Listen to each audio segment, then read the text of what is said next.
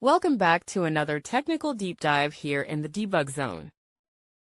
Today, we're tackling a big question and breaking it down with insights from other users.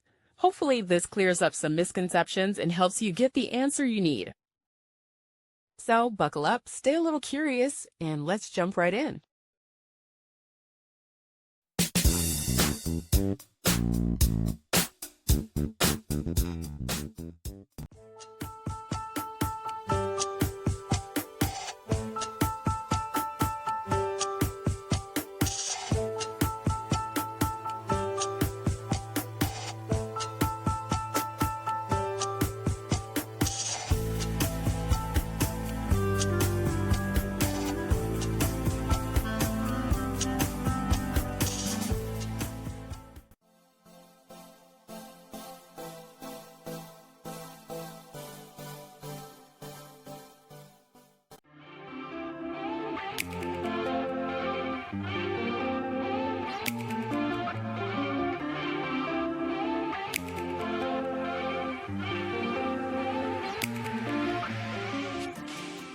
And that's a wrap.